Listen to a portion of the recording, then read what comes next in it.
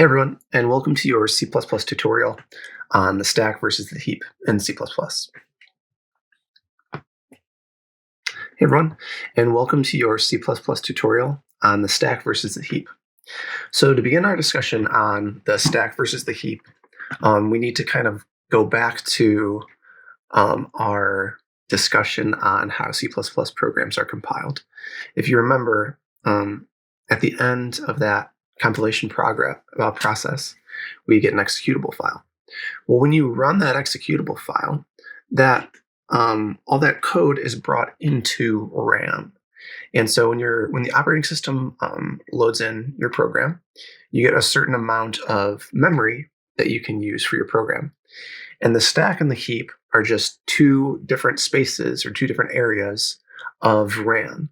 And so they're treated a little bit differently in C++, but they are basically just different ways of allocating memory. Okay, let's begin with talking about how the stack works. The stack can range in size from, I think, 1 megabyte to 8 megabytes, depending on the operating system or the machine you're using. The values that are stored on the stack are stored generally in a contiguous way, meaning one after the other, linked.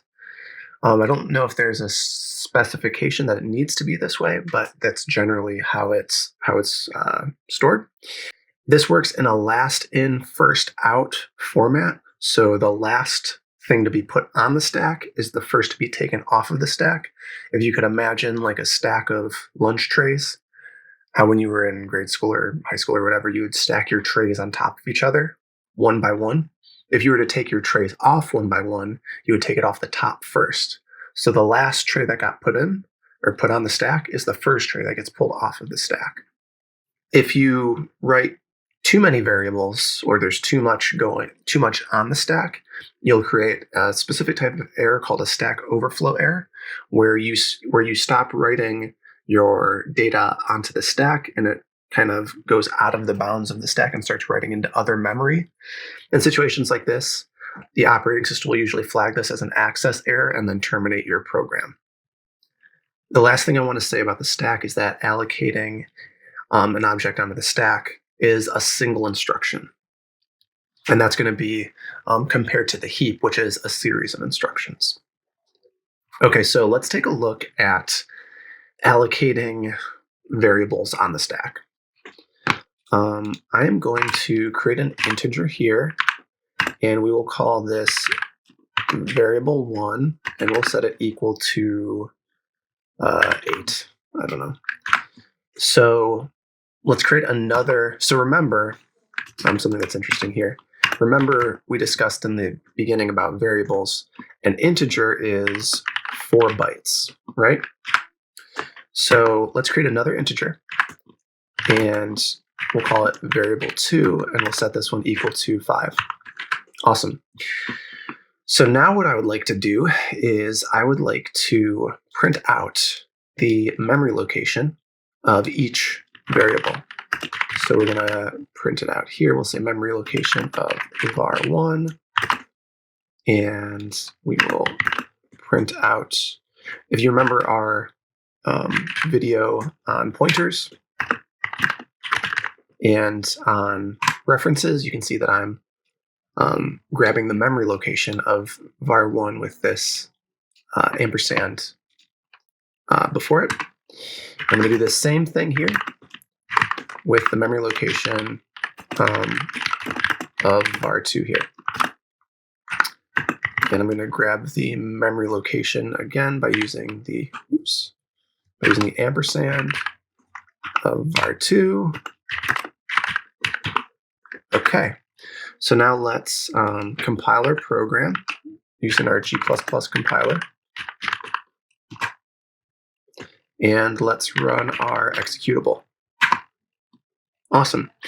So now let's take a closer look at these memory addresses here. So we can see that this is the memory address of our first variable, and this is the memory address of our second variable.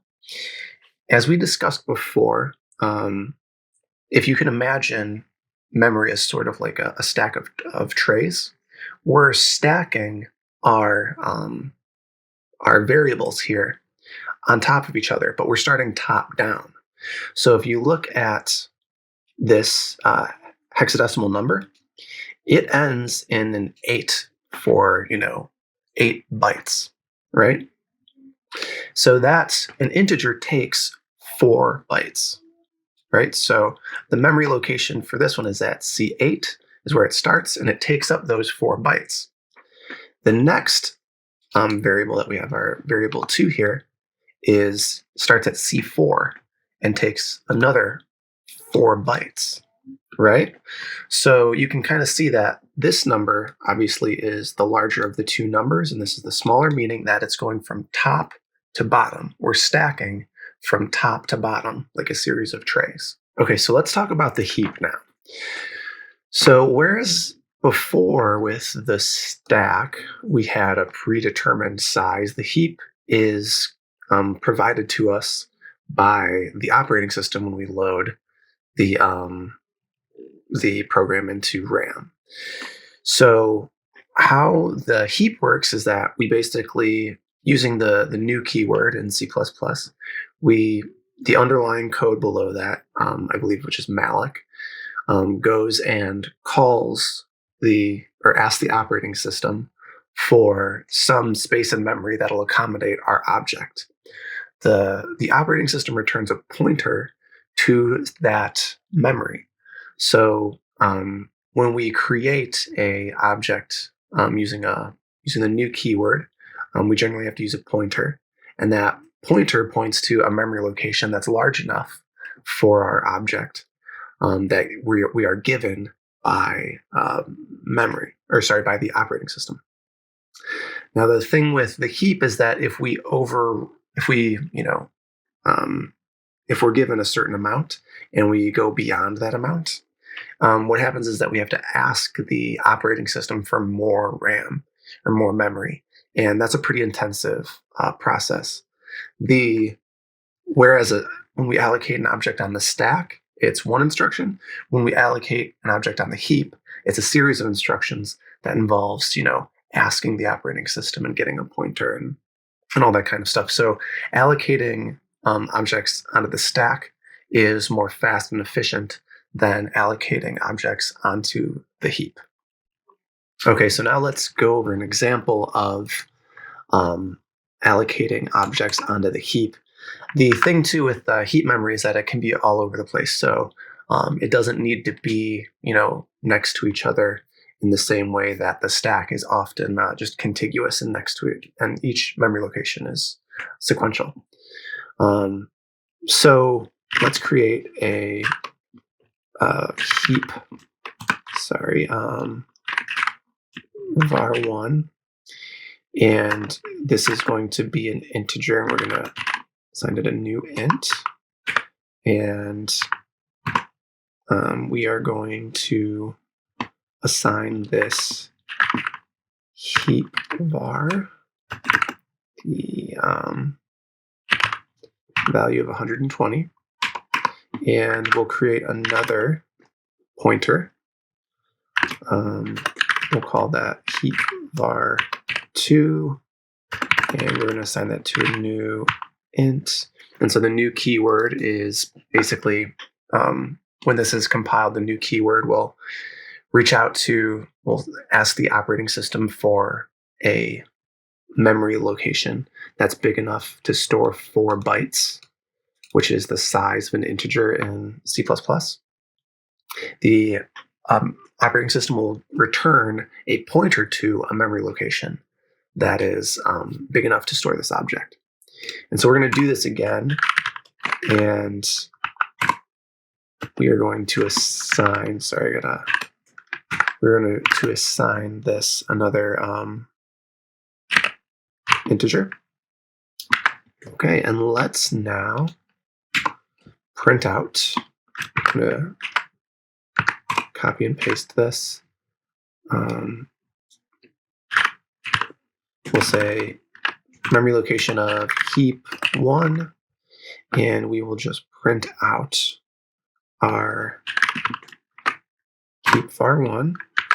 We don't need to call the reference since the value of a pointer is a reference. And if you're confused as to what a pointer is and what's going on here, watch the previous tutorial on pointers, and it should give you some understanding of what's happening here. Okay, so here we have it. Let's recompile our program. Let's run it. Okay, and so we see that, whereas our first two variables here are right next to each other, and it makes sense that they're 4 bytes apart since an integer size is 4 bytes. Now our heap variables are further apart, so we get kind of random memory locations. These two memory locations happen to be relatively close to each other, but still not 4 bytes apart like these ones are, where they're just containing the two integers. These ones are further apart because they're just random locations that happen to be available. So yeah, that's how allocating a variable on the heap is different to allocating a variable on the stack. Allocating a variable on the stack is one instruction. It's just this value goes into our next available memory location. Allocating a variable on the heap basically is a series of instructions. It's reaching out to the operating system, getting a pointer to a memory location that's large enough. The operating system, by the way, has to go and look through a table of available memory locations and their sizes and make sure that this one works. It sends that back. It sends a pointer to that back.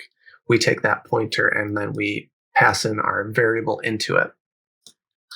So that allocation takes up, more time, right? It's less efficient. So whenever we can, we want to allocate our variables on the stack instead of on the heap. Okay, so one last thing I want to mention is that not only is the heap less efficient to allocate objects onto, you also need to clean up anything you allocate onto the heap. And we'll go over how to do that later, but you have to do that manually, whereas the stack works in that last in, first out system, that LIFO sort of like sequence or that context where the last object to get put on is the first one to come off. Now, you might be wondering, well, if the heap is so inefficient, why do we use it? It's because it is good for certain things where you want the object to stick around, to not obey that last in, first out context. And there's other reasons that you might want to use the heap as well, for when you have a variable size of an object and you don't really know how large the array is going to be or something like that. So yeah, this has been your C++ tutorial on the stack versus the heap. I hope you learned something. Thanks.